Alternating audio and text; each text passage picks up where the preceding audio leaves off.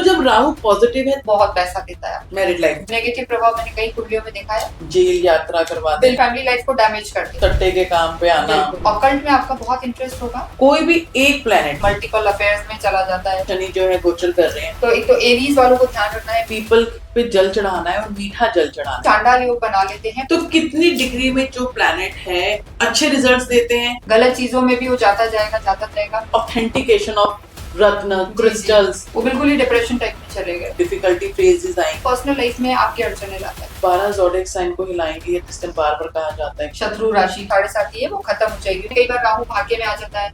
Politically भी चीजों में चेंजेस आ सकते हैं इस साल, वॉर के चांसेस रहेंगे।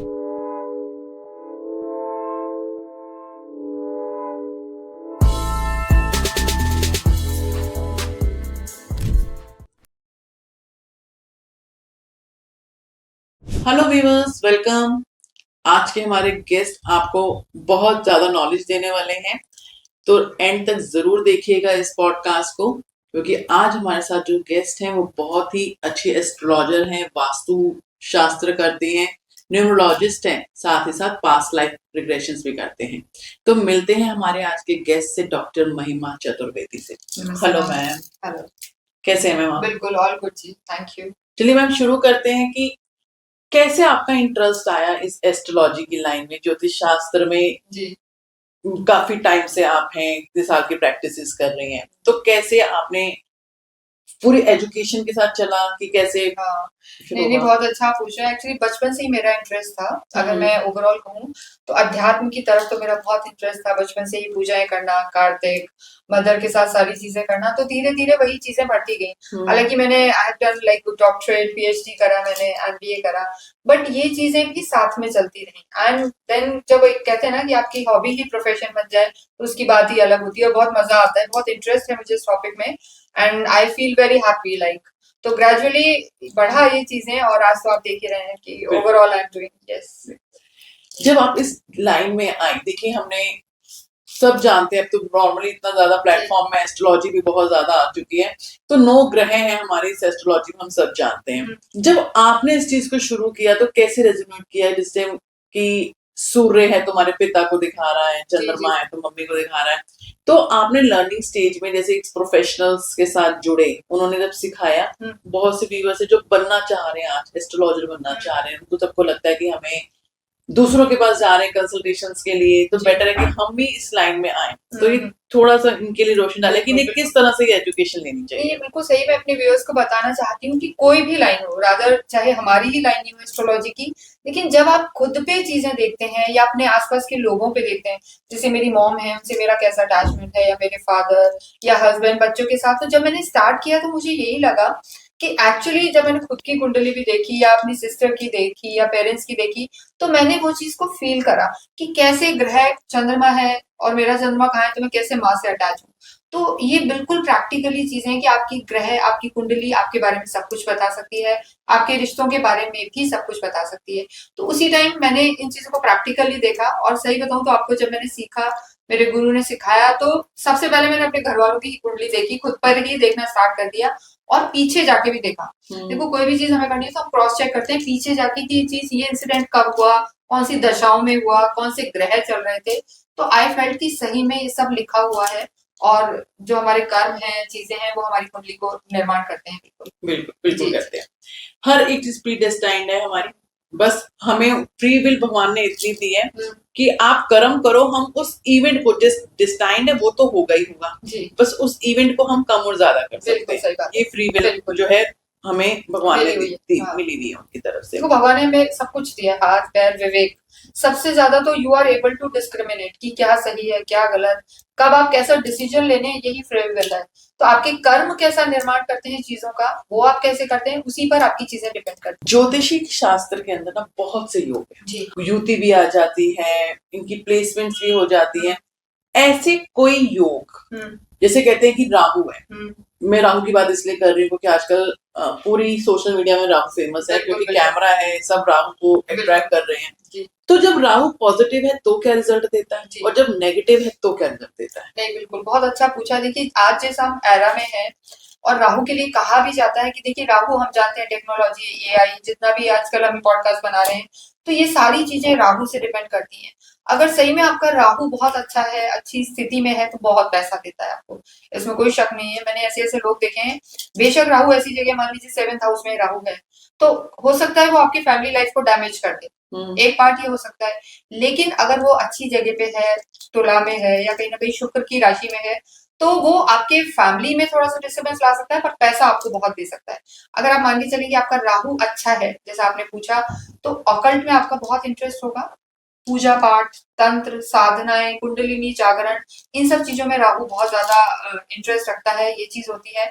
साथ ही साथ राहु अगर खराब है, तो देखो कहीं ना कहीं डिस्ट्रैक्शन में रहता है, एडिक्शंस में चला जाता है व्यक्ति, मल्टीपल अफेयर्स में चला जाता है, बहुत सारे उसके अफेयर्स होते हैं शादी के बाद। तो ये कहीं ना कहीं उसका एक नेगेटिव प्रभाव मैंने कई कुंडलियों में देखा है। और मैरिड लाइफ को अगर राहु केंद्र में है, तो बहुत ज्यादा इफेक्ट कर सकता है मैरिड लाइफ। जी जी बिल्कुल। तो मतलब राहु आपने कहा कि जैसे कि अगर अच्छा है तो आपको जो है सही फर्स्ट से अर्थ तक कहते हैं ना, ले ले जाता जा है। सकता है। वो कौन सा प्लेनेट है जो व्यक्ति को आस्तिक और नास्तिक बना देता है? देखिए ऐसे तो बहुत सारी चीजों का कॉम्बिनेशन होता है ना। जैसे मैंने राहु का भी देखा है कि कई नक्षत्रों में बहुत अच्छा होता है, विशाखा हो गया, इसमें कई बार अच्छे फल देता है। लेकिन अगर हम कहेंगे कि नास्तिक बनाना या पॉजिटिव बनाना है, भगवान के प्रति जोड़ना, देखिए कहीं ना कहीं गुरु बहुत इंपॉर्टेंट होता है आपका, है ना। गुरु हो गया, केतु हो गया, या गुरु की दृष्टि अगर आपकी लगन पे है, आपके भाग्य पर है, कई अच्छी मेलेफिक पे भी अगर गुरु की दृष्टि है, तो वो आपको आध्यात्मिक तो बनाएंगे। मैंने बहुत हद तक देखा है गुरु आपकी लगन में बैठे हो, या नवम में गुरु हो, सीधे दृष्टि पड़ रही हो आपकी लगन पे, असेंडेंट पे, तो व्यक्ति की ओवरऑल जो पर्सनैलिटी है वो आस्तिक होता है, भगवान पर विश्वास करने वाला होता है, मॉरल वैल्यूज, एथिकल वो रहता है। तो ये तो चीजें होती हैं। लेकिन अगर कोई प्लेनेट आपका खराब है, देखो मैं ये जरूर कहना चाहूंगी, कई बार शनि भी ऐसे होते हैं, अगर इन हाउसेज में हो जाते हैं, तो धीरे धीरे देखो व्यक्ति रूढ़िवादी तो होता है, एक वृद्ध किस्म की सोच हो जाती है। शनि सबसे ज्यादा स्लो प्लैनेट होता है, तो वो आपको लीक पे चलने वाला बना देता है, लीक से हटने नहीं देता है। तो कई बार शनि के होने के साथ भी मैंने देखा है कि वो लोग बहुत ज्यादा हम कहेंगे कि नास्तिक हो सकते हैं, और राहु के कारण भी हो सकते हैं। अगर राहु की कंडीशंस अच्छी नहीं है, तो व्यक्ति कहीं ना कहीं थोड़ा सा इन चीजों से हट जाता है। अच्छा। लेकिन केतु अध्यात्म से जोड़ता है, आपको आइडिया होगा कि इंट्यूटिव होता है बहुत ज्यादा। कहते हैं ना कि उसकी आंखें नहीं है, लेकिन वो मन से ही उन आंखों से भी ज्यादा देख लेता है। तो केतु अध्यात्म की तरफ जोड़ते हैं। राहु कहीं ना कहीं आपको एक डिफरेंट वर्ल्ड में लेके जाता है ना, और वो ग्लैमर से ज्यादा अटैच है राहु, अगर हम देखेंगे तो। कहते हैं राहु पीड़ित हो तो आपको जेल यात्रा करवा देना, बिल्कुल और सट्टे के काम पे आना, कहीं ना कहीं गलत, देखो गलत। स्मार्ट मनी, जैसे बियर बार्स, बार्स खोलना, लाइजनिंग के काम, इसकी टोपी उसके सर, है ना, इस तरीके के जितने काम है, बैटिंग हो गया, सट्टा, आजकल क्रिप्टो, तो ये सब जो चीजें स्मार्ट मनी। राहु क्या है, देखिए दिमाग का होता है, डिप्लोमेसी वाला होता है, चालाक होता है, युक्ति वाला, तो वो बहुत मेहनत वाले काम नहीं करना चाहता है, स्मार्ट वर्क करना चाहता है। लेकिन देखिए सब लोगों के साथ ऐसा नहीं, इसलिए मैं बहुत ज्यादा पर्टिकुलर्स को नहीं कहूंगी। राहु खराब ही है, और आजकल का तो युग राहु का ही है, बहुत पैसा देता है और कई बार बहुत पूजा पाठ भी कराता है। तो सिर्फ एक ग्रह को हम नहीं कह सकते हैं कि अगर ऐसा है तो आप नास्तिक हो जाएंगे। इट डिपेंड्स हो रही, कई बार आपके एक्सपीरियंस से भी चीजें, अनुभव से भी, फिर वो धीरे धीरे इंसान होता जाता है। बिल्कुल आपने सही कहा, क्योंकि हम भी हमेशा यही बात कहते हैं कि कोई भी एक प्लेनेट, यानी कि आपको डिस्टाइंड नहीं करता। बिल्कुल 9 प्लैनेट्स हैं, 12 भाव हैं, बिल्कुल वो ही आपको डिस्टाइंड करेंगे। जब तक आप एक स्पेशलिस्ट के पास जाके अपनी कुंडली को एनालाइज नहीं करवा लोगे, तो आपको अपनी सिचुएशन एक्यूरेट नहीं पता चलेगी। तो ये तो हम हमेशा अपने व्यूअर्स को कहते हैं कि कभी भी ये जो पॉडकास्ट वगैरह होते हैं आपकी नॉलेज देने के लिए होते हैं, ताकि आपको धीरे धीरे चीजों का ज्ञान हो, ताकि आप एक सही जज कर पाए कि हमें किसके पास जाना है। बिल्कुल ठीक है, लेकिन ये एक डिस्क्लेमर है कि हमेशा जब भी आप कोई रेमेडी कर रहे हैं, कुछ भी कर रहे हैं, एक स्पेशलाइज के पास एनालाइजिंग करवाने के बाद ही करें। बिल्कुल, अंडर कहते हैं ना ऑब्जर्वेशन, कोई भी चीज करें अंडर और तभी करें। ये एक जेनरिक चीजें हैं, देखो जो एक सिम्टम्स हैं कि ऐसा हो भी सकता है और नहीं भी। जी, जैसे हमने बात की लगन के राहु की, जब गुरु और राहु साथ में बैठे हैं, लगन में आके बैठ गए हैं, ठीक है, और मैं कहती चलो कोई भी हम लगन ले लेते हैं, उसमें गुरु राहु बैठे हैं, तो दोनों जब साथ में बैठे हैं तो ये क्या कॉम्बिनेशन रहता है? गुरु और राहु, गुरु तो एक तरीके के स्पिरिचुअल प्लैनेट है, आपको ही पता है, और राहु भी कहीं ना कहीं होते हैं। लेकिन देखो चांडाल योग बना लेते हैं, पर्सनल रिश्तों को जरूर खराब करते हैं। मैंने ऐसा देखा है जिनके चांडाल योग चाहे 7th हाउस में हो या फर्स्ट में, या राहु और गुरु जब होंगे ना, तो ऐसे व्यक्ति को भ्रम बहुत रहेगा और कहीं ना कहीं एडेमेंसी भी हो जाएगी। यानी राहु वाला क्या एडमेंट हो जाता है, देखो ज्ञान भी होगा और राहु का जो इल्यूजन है वो भी होगा, तो वो गलत पे भी जिद कर लेगा। ऐसे व्यक्ति की लगन हो जाती है, गलत चीजों में भी वो जाता जाएगा, और कहीं ना कहीं आपके 7th हाउस पे दृष्टि होगी तो आपकी पर्सनल लाइफ को भी डिस्टर्ब कर सकता है। तो राहु देखिए, मैंने राहु चंद्र के साथ भी देखा है, कई बार लोग बहुत पूजाएं करते हैं और कहीं ना कहीं उनसे कोई त्रुटि हो जाती है। जैसे एक मेरे क्लाइंट है, उनका ऐसा ही हुआ और अचानक से उन्होंने सब कुछ छोड़ दिया, वो बिल्कुल ही डिप्रेशन टाइप में चले गए। गुरु चंद्र की युति में, हाँ, मतलब उनका ऐसी युक्ति थी, थोड़ा सा बहुत गए पर कहीं ना कहीं वो डिटैचमेंट हो गया, वैराग्य कह लीजिए, या चीजों से हट गए, तो वो एक ग्रहण योग टाइप हो गया। ये चांडाल है, चांडाल योग हमेशा पर्सनल लाइफ में आपके अड़चने लाता है, लेके आता है बिल्कुल। तो जब अगर ऐसा गुरु राहु जब भी बैठे साथ में तो हमें पता लगेगा कि चंडाल योग होता है। बिल्कुल, तो देखो कहीं ना कहीं वो कौन से हाउस में है, शत्रु राशि के हैं, मान लीजिए अगर वृश्चिक में नीच के हो गए तो वो भी चीजें उनको ज्यादा वर्ष में लेके जाएंगी। डिग्रीज कैसी हैं, है ना, और कहीं ना कहीं अगर दशाओं में आ गए आपकी लाइफ में मेजर, कई बार विद्यार्थियों के आ जाते हैं, बच्चों की पढ़ाई में एकदम राहु की दशा आ जाती है तो वो सारे ही भटक जाते हैं, जिद्दी हो जाते हैं बहुत ज्यादा। पेरेंट्स आते हैं हमारे पास, वो बहुत परेशान हो जाते हैं कि तो हमारी सुन ही नहीं रहा है, दिमाग तेज है, चीजें कर सकता है लेकिन वो डिस्ट्रैक्शन हो गया है, वो चीजों को कर ही नहीं पा रहा है। तो ऐसे में उनको गणपति की आराधना कराएं। जितना राहु केतु के मेलेफिक इफेक्ट्स हैं, उनके लिए गणेश जी की आराधना है, मैं सबको बताना चाहती हूँ। गणपति की आराधना करें, गणपति अथर्व शीर्ष का पाठ करें, तो चीजों में थोड़ी सी कहते हैं कि फोकस रहेंगे, विवेक बुद्धि जागृत होगी। पर जब राहु इतना डोमिनेटिंग हो जाएगा तो उन्हें पूजा पाठ करने ही नहीं देगा, तो ग्रह सब कुछ कराते हैं। सबसे बड़ी प्रॉब्लम है ये, तभी कहते हैं कि डिस्टाइंड है, एवरीथिंग डिस्टाइंड है। बिल्कुल।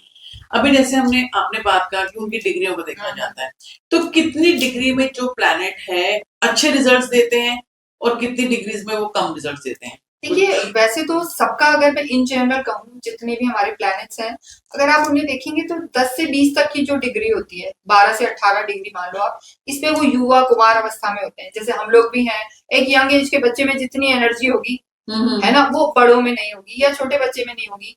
तो जो एक यंग एज होती है, ऐसे ही प्लैनेट की सिचुएशन है कि 10 to 20 डिग्री या 12 to 18 डिग्री तक वो सबसे अच्छे रिजल्ट देगा, चाहे कोई भी आपका प्लैनेट हो। लेकिन देखिए, फिर वो एक पर्टिकुलर होता है कि सूर्य, हम कहेंगे कि उच्च का तभी होगा जब वो 10 डिग्री पे होगा मेष में, तो वो एक टेक्निकल बातें हो जाएगी, हर एक की डिग्री फिर अलग काउंट होती है, तो that is a different thing.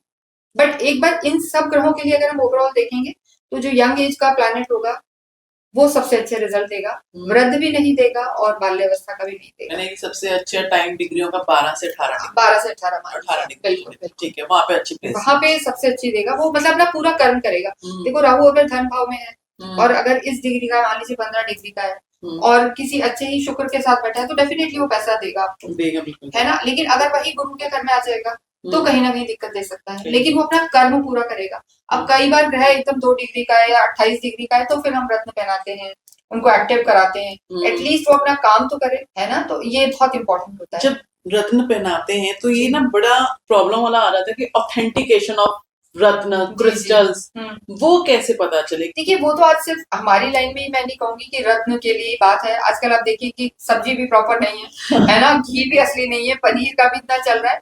तो आप जहां से भी लें, चीजों को देखें, ये अपना जजमेंट है, अपना विवेक है कि आप सही चीज को लें, भोग बजा के लें, है ना। रत्न भी लें तो देखिए सर्टिफाइड लें, अपने नोन से लें। मैं तो ये कहूंगी, एक्चुअली जानकारियों में ज्यादा चीजें बेटर रहती हैं ऐसी वाली, वरना मेरे क्लाइंट के साथ हुआ था, नॉर्मल जाके उन्होंने ऐसे ही बाय कर लिया। और आप सर्टिफिकेशंस भी जानते हैं बहुत, कितने होते हैं कितने नहीं होते हैं, ऑथेंटिसिटी। और वरना आजकल बहुत मशीन्स भी हैं, अच्छी अच्छी लैब्स हैं, जो वर्ल्ड वाइड अच्छी लैब्स हैं, तो उनसे आप इनका सर्टिफिकेशंस ले सकते हैं, तो एटलीस्ट आपको पता लग सकता है कि चीज सही है। बहुत एक्सपेंसिव होते हैं वैसे रत्न, अगर हम बहुत वैसे वालों में जाएंगे, एकदम रियल में, एमरल्स हो गए या नीलम हो गया, तो फिर इनकी बहुत प्राइसिंग भी अच्छी होती है। लेकिन कई बार क्या होता है कि इंसान जो ऑलरेडी फाइनेंशियल इश्यूज फेस कर रहा है, और हमारे अगर एस्ट्रोलॉजिकली चार्ट की बात करें तो हम उसको स्टोन कैसे कर देंगे जब हमें पता है कि ऑलरेडी वो बहुत एक्सपेंसिव है? नहीं, तो देखिए बहुत सारी जी ऐसा नहीं है। देखिए, बहुत सारी चीजें होती हैं कि जरूरी नहीं है, आपको पता है कि वो हमारे पास परेशानी में लोग आते हैं, तो डेफिनेटली अगर वो पहन सकता है तो ही आप उसे पहनाएंगे। वरना आजकल इमिटेशन होते हैं, सब्स्टिट्यूट, इमिटेशन तो मैं नहीं कहूंगी, सब्स्टिट्यूट होते हैं, सेमी प्रेशियस स्टोन्स होते हैं, क्रिस्टल्स होते हैं। जैसे अगर कोई पन्ना नहीं पहन सकता है तो आप ग्रीन ऑनिक्स पहना सकते हैं, फ्लोराइड पहना सकते हैं। अगर कोई ओपल नहीं पहन सकता है, डायमंड नहीं पहन सकता है, तो आप रोज क्वार्ट्ज पहना सकते हैं। एक तो ये चीज होती है, और बहुत सारी चीजें ऐसी हैं कि आप कलर्स को उसमें थोड़ा सा बढ़ा सकते हैं। जैसे कई लोग हमारे पास आते हैं कि मैम हम ये नहीं कर सकते हैं, तो फिर हम वैसे थ्रेड या वो कपड़े पहनने को ज्यादा बोलेंगे कि आप इस कलर को आप ज्यादा यूज करें, तो उनसे भी रेमेडी हो सकती है। यानी कि हर एक चीज का सब्स्टिट्यूट है, बिल्कुल बिल्कुल है। घबराने की जरूरत नहीं है नहीं, कि एक हम परेशान है, ऊपर से हमारे ऊपर और खर्चा डाला जा रहा है। नहीं नहीं नहीं, तो बिल्कुल भी घबराने की जरूरत नहीं है। बहुत सारी चीजें होती हैं, कलर्स होते हैं, पूजाएं होती हैं, तो आप इन सबको फॉलो करेंगे तो आपकी चीजें ठीक हो जाएंगी। हाँ, बिल्कुल भी टेंशन ना लें इस चीज का। बिल्कुल बिल्कुल। हाँ जैसे अभी हमने सिर्फ बात की गुरु राहु की, जो आपने कहा कि ये चंडाल योग बनाते हैं, तो कहीं ना कहीं फैमिली लाइफ को डिस्टर्ब करते हैं। ऐसे ही प्लेनेट है हमारे शनिदेव। ठीक है, अब शनिदेव क्या है कि शनि की 7.5 आ गई किसी पे, जी, शनि जी। की ढैया, शनि की पनौती। अभी 29 मार्च को जैसे शनि जो है गोचर कर रहे हैं, तो ऐसे में अब शनि क्या रिजल्ट देंगे इन 12 राशियों को? क्या इनका 2025 वैसे ही कह रहे हैं कि मंगल का साल हाँ है, बिल्कुल। तो ऊपर से शनि और मंगल हम्म, संबंध तो अच्छे हैं नहीं, तो क्या? संबंध अच्छे नहीं है बिल्कुल हाँ। इनके। और देखिए शनि जैसे अभी आपको पता है कि जैसे जो गोचर करेंगे 29 मार्च को गोचर करेंगे और मीन में आएंगे, कुंभ से निकलकर मीन में आएंगे, तो मेष की भी 7.5 स्टार्ट हो जाएगी, एरीज की 7.5 स्टार्ट हो जाएगी। तो एक तो एरीज वालों को ध्यान रखना है, मेष राशि वालों को उनके 7.5 अब शनि के उसमें रहेंगे, और मकर वाले फ्री हो जाएंगे। मकर वालों की जो 7.5 है वो खत्म हो जाएगी 29 मार्च को, तो वो लोग फ्री हो जाएंगे। और जो ढैया चल रही है अभी वृश्चिक पे और कर्क पे, जो 2.5 साल चलते हैं जिसे हम पनौती कहते हैं, उन लोगों की भी ढैया खत्म हो जाएगी, तो कर्क और वृश्चिक वाले भी फ्री हो जाएंगे। लेकिन लियोस और सैजिटेरियस, इन पे ढैया स्टार्ट होगी, यानी मेष राशि पे 7.5 होगी, और धनु पे और सिंह पे ढैया, शनि की पनौती स्टार्ट होगी। तो थोड़ा सा देखिए, ऐसा नहीं है कि शनि सबको ही परेशान करते हैं, न्याय के देवता हैं, कर्म के देवता होते हैं, लेकिन ये एक बार लाइफ में आना भी चाहिए। हमें बहुत कुछ सिखाते हैं, खुद से हम कहते हैं ना, अपने को पता लगता है हम कितने पानी में हैं, हमने क्या गलत करा है क्या सही, तो बहुत कुछ सिखा के जाते हैं। आध्यात्मिक इंसान होता है क्योंकि इतनी चीजें फेस कर रहा होता है। और कहीं ना कहीं शनि के जो ये 7.5 या पनौती होती है, तो इसमें चंद्रमा कहीं ना कहीं पीड़ित होता है। जिस व्यक्ति का चंद्रमा खराब है, यानी वो आपके मन को बहुत ज्यादा विचलित करते हैं, कहीं ना कहीं डिप्रेशन, नेगेटिविटी, कर्म से उच्चाटन, ऐसा सब शनि में होने लगता है। तो हनुमान चालीसा करें, इसके लिए बहुत अच्छा है। मैं सभी को कहना चाहूंगी हनुमान चालीसा का पाठ करें, शनि मंदिर जाएं और पीपल के पेड़ की पूजा करें, यानी पीपल में जरूर से दिया करें और मीठा जल चढ़ाएं। तो कोई भी राशि वाले हो उनको बहुत ज्यादा फायदा होगा। और देखिए फिर आपकी कुंडली में मून की और शनि की सिचुएशन कैसी है, इस पर भी आपकी 7.5 या ढैया रिजल्ट कैसा देगी इस पर डिपेंड करता है। अगर आपकी कुंडली में शनि अच्छे हैं, शनि कहीं भी चंद्रमा से दृष्ट नहीं है, चंद्रमा कहीं भी शनि से दृष्ट नहीं है, यानी एक दूसरे को देख नहीं रहे, तो आपको इतनी ज्यादा तकलीफ नहीं आएगी। ऐसा मैंने बहुत कुंडलियों में देखा है। या शुक्र आपके अच्छे हैं, शनि और शुक्र मित्र होते हैं, तो जरूरी नहीं आपको बहुत ज्यादा मतलब प्रॉब्लम आए, लेकिन कहीं ना कहीं थोड़ा सा स्लो डाउन होता है, मानसिक तनाव होता है, ये चीजें थोड़ी सी रहती है। तो इनमें आपको हनुमान जी की पूजा करनी है, बजरंग बाण करना है, ये जो रेमेडीज आपको मैंने बताई। और किसी को बहुत ज्यादा परेशान करना है तो काली चीजों का आप दान कर सकते हैं, काले कपड़े हो गए, चप्पल हो गई, अम्ब्रेला हो गया, ब्लैंकेट्स हो गए, ये चीजें आपको काफी राहत देंगी, इनसे राहत मिल जी जाती जी है। बिल्कुल। जैसे आपने कहा कि पीपल पे जल चढ़ाना है और मीठा जल चढ़ाना है, जी कुछ टाइम का भी होता है इसके लिए, किस टाइम हाँ, पे देखिए करना है? जब भी आप जल चढ़ाएंगे तो मैं कहूंगी आप सुबह ही चढ़ाएं जल, तो 10-11 बजे से पहले आप चढ़ा लें। और दिया जरूर आप संध्या के समय भी कर सकते हैं। और जब भी आप दिया करें संध्या से पहले, तो पीछे मुड़ के ना देखें, ये मैं आपको कहना चाहूंगी, क्योंकि देखिए इसकी कई मतलब होते हैं एक्चुअली, है ना। तो पीछे मुड़ के ना देखें, दिया करके हाथ जोड़ के आप आ जाएं, और जल आप सुबह चढ़ाएं, जल सुबह मीठा, यानी कि शनिवार ये करना, शनिवार के दिन? हाँ, ये शनिवार के दिन, शनिवार के दिन, शनिवार को भी कर सकते हैं। देखो वो शनिवार को ही करें, वही ज्यादा अच्छा रहेगा, संडे को तो हम लोग अवॉइड ही कराते हैं, तो आप सैटरडे की ही करें।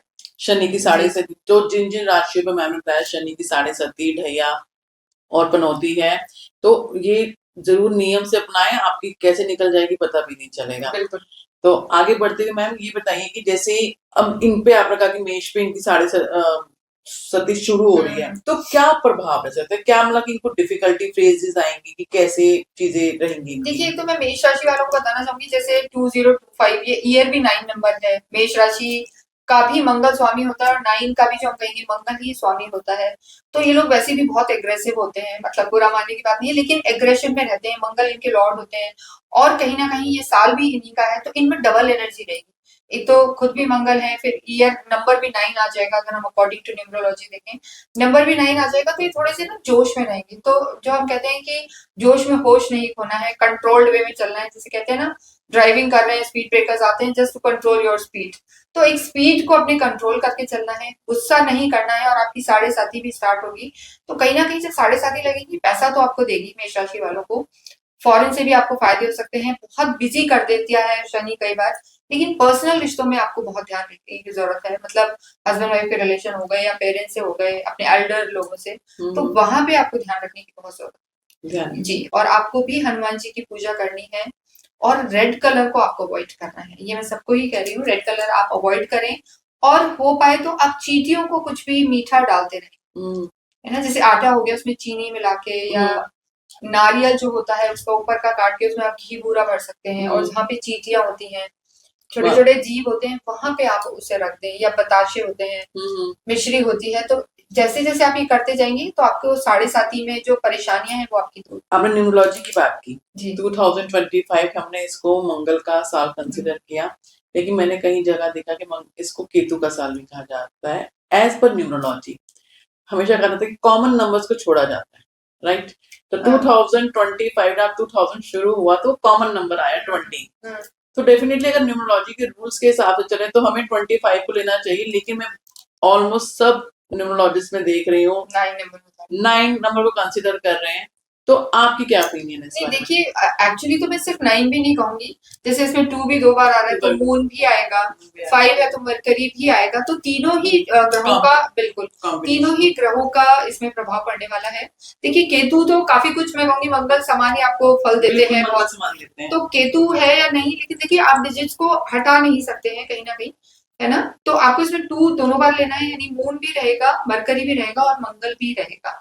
तो इमोशनल इस बार हो सकते हैं लोग बहुत ज्यादा, ठीक है ना, इमोशनल, और कहते हैं ना तेजी वाला रहेगा, मतलब हम लोग कह रहे हैं जैसे जिम ज्वाइन करो, आपको शनि पिछला साल था तो वो धीरे धीरे रिजल्ट देता है, लेकिन इस साल में अगर आप काम करेंगे तो आपको फास्ट रिजल्ट आएंगे, यानी जो पिछले साल आपने मेहनत करी उसका ये परिणाम देने वाला साल होगा, तो अच्छा साल रहेगा। केतु और मंगल तो ऑलमोस्ट सेम ही है, लेकिन जो लिक्विड से रिलेटेड चीजें, बहुत एडेमेंसी नहीं रखनी है इस साल में आपको, क्योंकि कहीं ना कहीं मून भी है, आप रिजिड हो जाएंगे चीजों में, चाहे अपने स्टाफ के साथ, चाहे अपने फैमिली के साथ, या कहीं भी आप जा रहे हैं, थोड़ा सा फ्लेक्सिबल होके आपको चलना है, तो इस साल बहुत अच्छा रहने वाला है। इस साल जैसे बड़े गोचर आ रहे हैं, शनि का गोचर हो गया, गुरु का गोचर हो गया, फिर आगे राहु भी गोचर कर रहे हैं, बिल्कुल राहु केतु भी कर रहे हैं, राहु केतु भी गोचर कर रहे हैं, तो ये सब 12 ज़ोडिएक साइन को हिलाएंगे, या जिस टाइम बार बार कहा जाता है कि 2025 में बहुत सी प्रेडिक्शंस में मैंने देखा कह रहे हैं कि वॉर के चांसेस ज्यादा हैं जी, तो आपको क्या लगता है?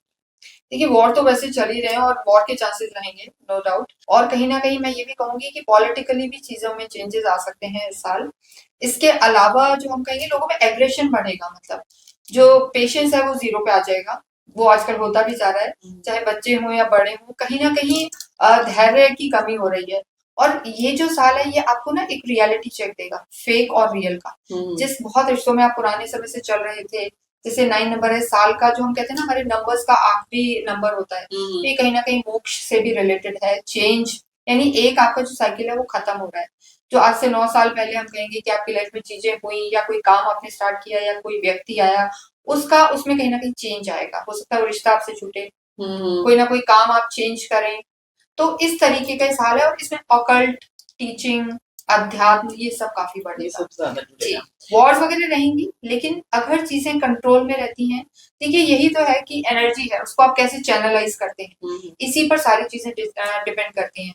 एक फायर है जो आग लगा देती है, और एक हवन कुंड में काम आती है, तो ये चीजें बहुत डिपेंड करती हैं, तो आप उसको कैसे यूज लेते हैं, आप अपनी एनर्जी को, है ना, आप उसको पॉजिटिव वे में कहते हैं तो मंगल अच्छा रहेगा, और आप एकदम नेगेटिव, डिस्ट्रैक्शन, क्रोध, एंगर इनमें जाएंगे तो वो चीजें खत्म भी कर सकते हैं। ओवरऑल हम बात करें तो यानी कि 2025 हर एक राशि के लिए एक चेंज है जी, कहीं ना कुछ चेंज उनकी लाइफ में लेके ही आए। इसके साथ ही साथ जैसे होता है कि कई सारे दोष हैं हमारी कुंडली में, न्यूमरोलॉजी के हिसाब से भी आजकल सब कह रहे हैं, और कुंडलियों में तो पता ही चलता है कि पितृ दोष है, तो पितृ दोष कैसे पता चलता है कि पितृ दोष है, और उसके क्या रिजल्ट आ जाते हैं? देखिए पितृदोष कहीं ना कहीं जो हमारे एंसेस्टर्स हैं, हमारे पितृ हैं, पूर्वज हैं, उनके भी कोई गलतियों का दोष हमें आता है, यानी जो हमारे बड़े बुजुर्गों ने किसी ना किसी रूप में कुछ गलत किया तो उनके वो कर्ज अपने बच्चों पे वंश पे चलते रहते हैं। तो ये चीज हो जाती है।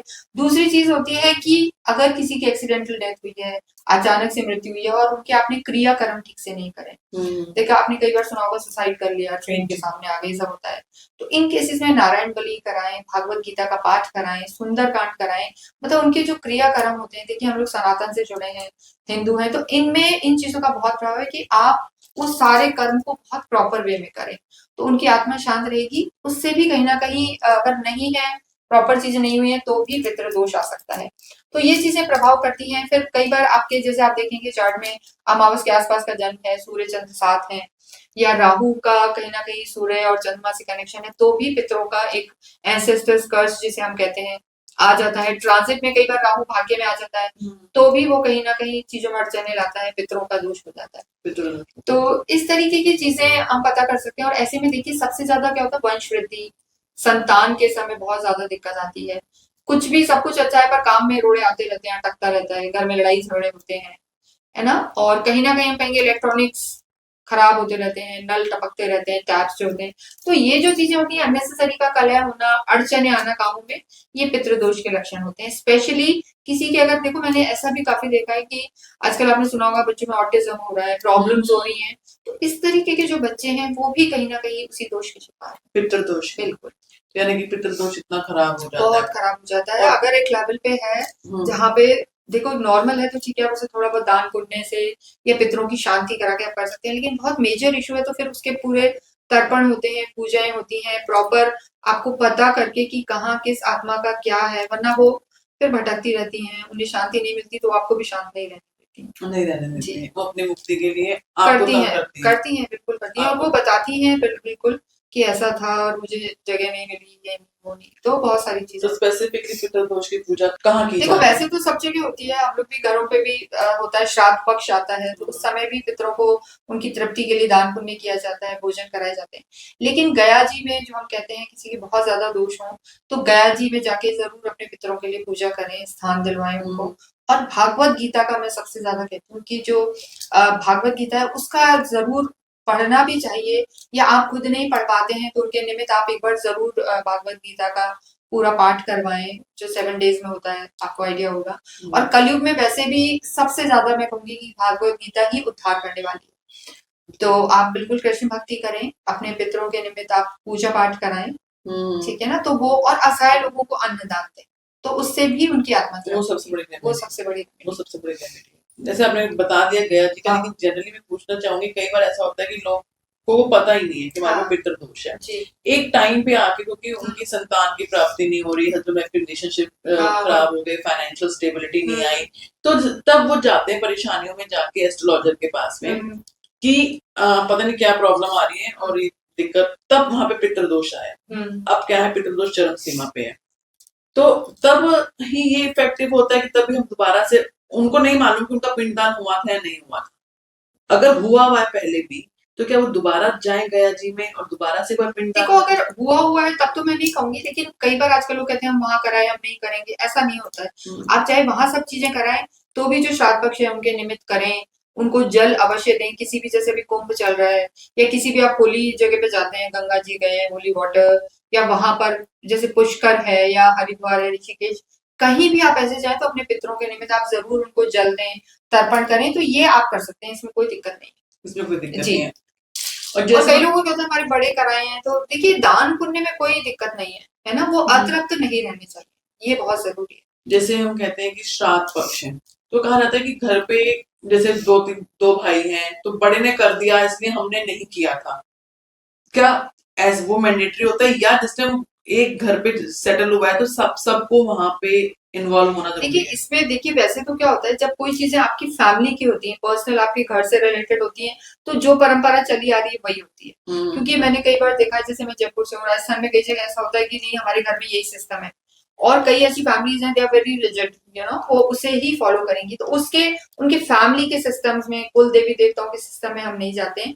लेकिन वी कैन एडवाइज कि अगर घर के एक बड़े ने कर दिया तो भी कुछ सीधा टाइप ड्राई चीजें हैं, सूखी चीजें हैं, उस दिन आप अवश्य अपने पितरों को याद करके किसी को खिलाएं, या गरीबों में बांटें, या मंदिर में कुछ लेके आए, वो आपको कुछ भी नुकसान नहीं करेगा, है ना। तो वो आप कर सकते हैं। लेकिन जो आपका सिस्टम है कि आप अग्नि पे करते हैं, भोग निकालते हैं, वो सब होता है। तो ठीक है, वो आपके बड़े कर रहे हैं तो आप करने दीजिए, लेकिन खाली नहीं रहना चाहिए, चीजें होनी चाहिए। और बहुत लोग आजकल तो बाहर रह रहे हैं, उनको पता ही नहीं है कुछ भी, है ना, ये भी होता है। जैसे शनि की साढ़े सती का ही हमेशा हमने यही बात करी है कि शनि की साढ़े सती तो प्रॉब्लम है। क्या शनि की साढ़े सती किसी को धनवान भी बनाती है? बिल्कुल बनाती है। देखिए, ऐसा मैंने आपको पहले भी कहा है कि शनि की साढ़े साती सबको नहीं परेशान करती है, ये आपके कर्मों के आधार पर होता है। और जो हमारी कुंडली बनती है वो हमारे कर्मों का ही, मैं पहले भी कह चुकी हूँ कि ब्लूप्रिंट है। उसी के आधार पर आपके ग्रहों का निर्माण होता है कि आप पिछले जन्म में कैसे थे, आज हम जहाँ हैं वो हमारे कर्म। इसमें विधाता का भी बीच में कोई हाथ नहीं होता, आपके कर्म आपको ही भुगतने हैं, चाहे अच्छे हैं तो भी और बुरे हैं तो भी। तो जब साढ़े साती आती है, देखिए अगर मान लीजिए कि वृषभ टॉरस की साढ़े साती आती है, तो आप कहीं ना कहीं ये मान के चलो कि शुक्र उनके मित्र होते हैं। तो साढ़े साती जब स्टार्ट होगी तो वो उन लोगों को उतना परेशान नहीं करेगी। कहीं ना कहीं अगर शनि की किसी से भी मैत्री है, जैसे शुक्र हो गए, बुध हो गए, तो वो उन्हें ठीक ठाक रिजल्ट देगी, अनलेस अंटिल उनके चंद्रमा खराब ना, है ना। लेकिन जिनसे बिल्कुल ही शत्रुता है, चीजें खराब है, वृश्चिक में चंद्रमा नीच के होते हैं, तो ऐसे केसेस में उन लोगों को मैंने देखा परेशानी आती है ना। चंद्रमा पीड़ित है, खराब है, तो ऐसे केसेस में आती है। या फिर सिंह पे आ गई मान लीजिए और उसमें भी चंद्रमा खराब है ना, तो उनको दिक्कत दे सकती है, लेकिन पैसा भी देती है। पैसे देती है जी। लेकिन मानसिक संतुलन तो हिला देती है। मानसिक तो देखिए 90% थोड़ा सा डिस्टर्ब होते ही हैं लोग, हर राशि वाले होते हैं, है ना, कहीं ना कहीं। और शनि की साढ़े साती में शनि ये मानते हैं कि आप एकदम सिस्टमैटिक रूटीन लाइफ में जिए, लोगों से अच्छा बिहेव करें, जो असहाय लोग हैं उनकी हेल्प करें, नियम से रहें, है ना, और ओवर हवा में न जाए, सीधी भाषा में डाउन टू अर्थ होके चले। क्योंकि आजकल हाँ, और शनि की साढ़े साती लोग ओवर हो जाते हैं, यू नो, कई बार उनको लगता है मैं ही सही हूँ, वो अपनी डिसीजन लेने लगते हैं। तो उस समय बहुत ज्यादा ध्यान रखें आप। मतलब जिसने अपनी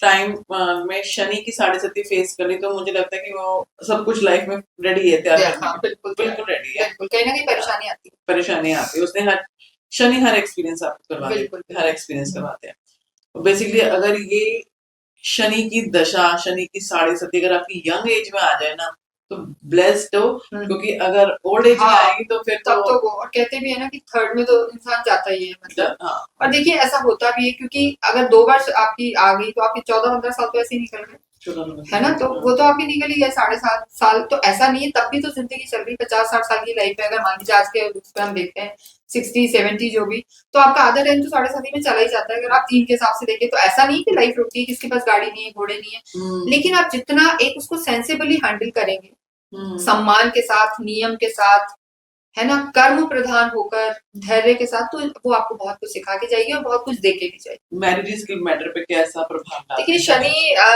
अगर आपके 7th हाउस में है या लगन में है, तो मैरिज को डिले करता है। देखिए शनि मैंने देखा जहां भी अगर दृष्टियां हैं तो कहीं ना कहीं थोड़ा सा स्लो कर देता है चीजों को। 7th में है तो कई जगह मैंने देखा 34 साल के हो गए, 35-40, शादी हो ही नहीं रही है, या होके कुछ ना कुछ इशू हो रहा है ना। तो शनि अगर हम कहेंगे 7th हाउस मैरिड लाइफ के लिए तो थोड़ा सा चीजों में स्लो रखते हैं, स्लो रखते हैं। हम यहाँ पे गुरु के भी कहते हैं 7th हाउस में अगर गुरु है तो मैरिज लाइफ आजकल डिवोर्सेस भी करवा देते हैं। तो गुरु कहीं भी अकेला होता है तो उस हाउस को खराब करता ही करता है, अगर किसी के साथ है तो फिर भी फर्क हो सकता है। 7th हाउस में गुरु अकेले होंगे, भाग्य में अलग अकेले होंगे, तो आप कहीं ना कहीं वो चीजें आपकी वीक होंगी।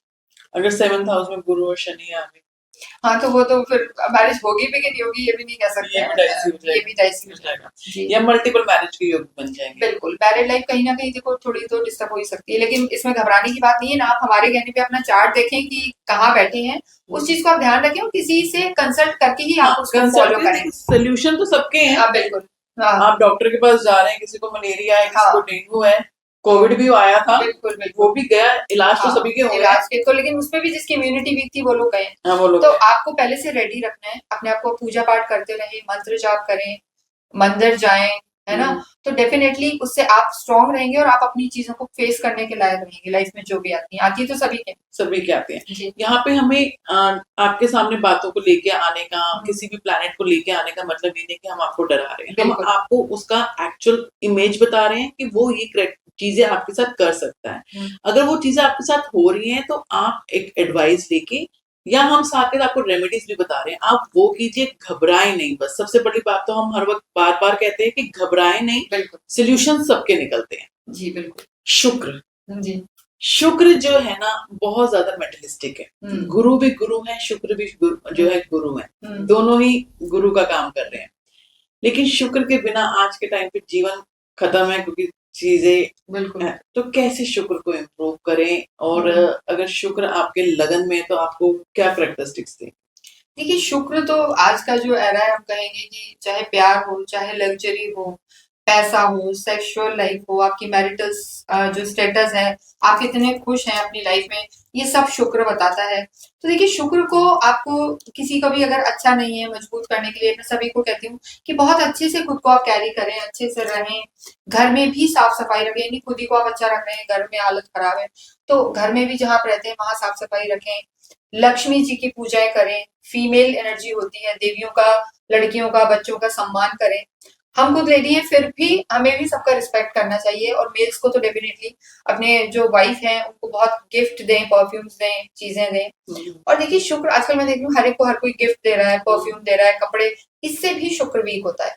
अगर आप उठा उठा के सबको महंगी महंगी परफ्यूम देंगे, उससे आपका खुद का शुक्र खराब होगा। ओके। यस, आप शुक्र उठा के अपना शुक्र आप उसको दे रहे हैं, है ना? तो ये मैं बहुत लोगों को कहना चाहूंगी, मैंने भी बहुत देखा है, बहुत अच्छी अच्छी ड्रेसेस दे रहे हैं, तो कहीं ना कहीं आप अपनी लग्जरी उठा के उसको दे रहे हैं। तो आपको इस चीज का भी ध्यान देना है। अपने घर के लोगों को, आपकी बहन है, वाइफ है, उनको आप दे सकते हैं, लेकिन बहुत बाहर आप इस तरीके की चीजें ना करें।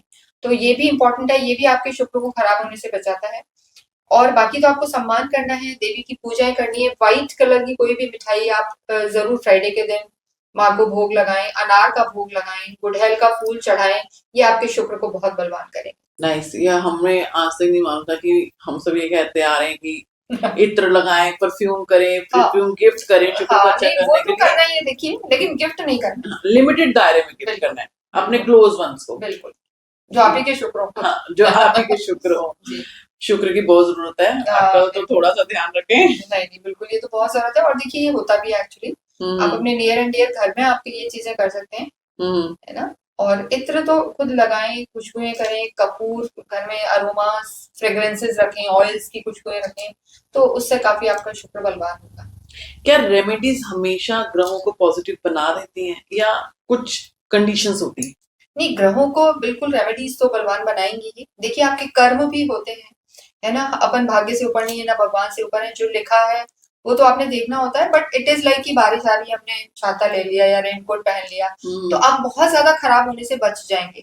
और एक आपकी सोच स्ट्रांग होती है, जो हम मंत्र जाप करते हैं चीजें, इससे हम तैयार हो जाते हैं उन चीजों को फेस करने के लिए। और आप चीज को कैसे फेस करते हैं, मान लीजिए कुछ भी आपकी लाइफ में खराब हो और एकदम से आप पैनिक मोड में आ गए, एक आपने उसको सामना किया, ठीक है हो जाएगा, ये समय भी निकल जाएगा, ये कहा जाता है ना, कोई भी समय रुकता नहीं है, ये लाइन बहुत फेमस है आजकल, कि ये भी निकल जाएगा, चाहे अच्छा हो या बुरा। तो डेफिनेटली आप उसका सामना करें, पेशेंस से हैंडल करें और एथिकल रहें, तो डेफिनेटली आपका भगवान भी साथ देगा, और आपके ग्रह भी जो आप रेमेडीज करेंगे उनसे डेफिनेटली स्ट्रांग होंगे। तो यहाँ पे आपने बहुत अच्छी चीज बताई कि हमें सबसे पहले एथिकल रहना, बिल्कुल, ये तो बहुत ज्यादा इम्पोर्टेंट है, बहुत ज्यादा इम्पोर्टेंट है। देखिए कई बार शुक्र खराब होते हैं, राहु तो बहुत एक्स्ट्रा मैरिटल हो जाते हैं, इससे आपका शनि भी खराब हो जाता है, कर्म खराब हो जाते हैं आपके। तो आपको इन चीजों को बहुत ध्यान रखना है कि एथिकल रहें, वही जो आप करेंगे आपके बच्चे भी सीखेंगे, संस्कार इंपॉर्टेंट होते हैं। तो अगर आप एथिकल चलते हैं, हर ग्रह को जो उसको जरूरत है आप देंगे उसकी दशाओं में, या जो एक्चुअली करना चाहिए, तो उस हिसाब से वो ग्रह अच्छे फल देंगे, उसमें फिर कोई दिक्कत नहीं। हमने, मुझे लगता है मेजर मेजर ग्रहों के बारे में बिल्कुल। बात की, उनकी रेमेडीज के जी। बारे में बात की। शायद सूर्य और चंद्रमा रह गए, एक बार जी, उनके लिए भी कुछ बताएंगे? बिल्कुल। सूर्य के लिए तो देखो, मैं हमेशा कहती हूँ अपने फादर से संबंध अच्छे रखें, आर्ग्यूमेंट्स में ना जाएं, और सूर्य को जल चढ़ाएं आप, ये बहुत जरूरी है। और घर भी आपको ले तो वहां पे सनलाइट जरूर आनी चाहिए, ठीक है ना? तो इससे आपका सूर्य स्ट्रांग होगा, है ना? और चंद्रमा के लिए माँ की सेवा करें, माँ से अच्छे संबंध बनाएं, और कहीं ना कहीं पूर्णिमा का जो चांद होता है उससे त्राटक करें, उसको देखें, मूनलाइट के समय आप जैसे चंद्रमा के समय वॉक करें। और मोगरे का फूल, मैं कहना चाहूंगी कि मोगरे का फूल आप जरूरी कृष्ण जी को चढ़ाएं। तो ये जो मोगरा होता है, चंद्रमा के लिए। हाँ हाँ, ये बहुत अच्छी रेमेडी होती है कहीं ना कहीं। तो और सफेद चंदन आप लगा सकते हैं, ये जो हमारा आगे चक्र होता है इस पे आप सफेद चंदन लगाएं, इससे भी आपका चंद्रमा, आपका ऑरा बहुत स्ट्रांग होगा। तो ये चीजें आप करें, शांत उससे रहें, बहुत ज्यादा इमोशनल उसमें ना जाए। मून जिनके खराब होते हैं वो हाईली इमोशनल हो जाते हैं, केतु और मून, तो थोड़ा सा प्रैक्टिकल होकर चीजों को हैंडल करें, कैरिड अवे ना हो जाए औरों के कहने पे। जिनकी चंद्रमा केतु खराब होते हैं बहुत जल्दी दूसरों के कहने में आ जाते हैं, हर एक पे ट्रस्ट कर लेते हैं और फिर धोखे होते हैं, है ना? केतु वालों के साथ वैसे भी बहुत चीटिंग्स होती हैं, तो इन चीजों का ध्यान रखें। और मेडिटेशन करें। सबसे अच्छा कोई भी ग्रह हो, मैं आपको बताना चाहूंगी, देखिए कहीं ना कहीं चक्रा हीलिंग, चक्रा को बैलेंस करना, एनर्जी पॉइंट्स को बैलेंस करना ज्योतिष से भी कहीं ना कहीं आपको उठा देगा, और ग्रह भी उस हिसाब से आपके थोड़े से बैलेंस हो जाएंगे। तो चक्रा ध्यान बहुत इंपॉर्टेंट है। चक्रा बैलेंसिंग कैसे की जाए? देखिए इसका चक्रा मेडिटेशन होता है, हर मंत्र का भी तो थोड़ा सा अलग टॉपिक हो जाएगा, बट आप एनर्जी पॉइंट्स होते हैं उनको मंत्रा के हिसाब से आप, या सिर्फ ओम के हिसाब से भी ओम की चैंटिंग्स करें, लंबे ओम का चैंटिंग करके, ध्यान करके भी आप अपने चक्रा को, ऑरा को बैलेंस कर सकते हैं। बाकी हर चक्र के फिर बीच मंत्र होते हैं अलग अलग, मूलाधार का अलग होगा, तो वो एक डिफरेंट टॉपिक हो जाएगा, वो डेफिनेटली हम आगे कभी डिस्कस कभी करेंगे, आगे डिस्कस करेंगे। क्योंकि हर एक का बीज मंत्र है, तो उसमें आपको पूरा बताएंगे कि कौन सा चक्र किस उसके लिए होता है, कौन से देवी देवता होते हैं, तो उनको आप कैसे बैलेंस कर सकते हैं। सारा खेल एनर्जी का, सारा खेल एनर्जी, चाहे ज्योतिष हो, वास्तु हो या चक्रा हो, तो आप एनर्जी को बैलेंस करेंगे, चैनलाइज करेंगे, तो आपकी चीजें बहुत अच्छी होंगी, बहुत अच्छी हो जाएंगी। बहुत अच्छी अच्छी रेमेडीज बताई मैम ने। यहाँ पे आज के पॉडकास्ट पे हमने सिर्फ प्रॉब्लम पे बात नहीं की है, हमारा मोटिव रहा है कि हम प्रॉब्लम के साथ आपको सोल्यूशन भी बताएं। तो जो रेमेडीज मैम ने बताई हैं, आप एक बार उसको कंसीडर करके देखिए, आपको डेफिनेटली फर्क पड़ेगा। कभी भी आपको मैम के साथ अपॉइंटमेंट लेनी है, उनसे कंसल्टेशन लेनी है, तो हमारे डिस्क्रिप्शन बॉक्स में इनकी डिटेल आपको मिलेगी, आप जरूर कंसल्ट कीजिएगा। और आज का हमारा पॉडकास्ट आपको कैसा लगा हमें जरूर बताइएगा। तो चलिए आज के लिए हमारी अलविदा, आपसे मिलते हैं अगले पॉडकास्ट पे। Thank you.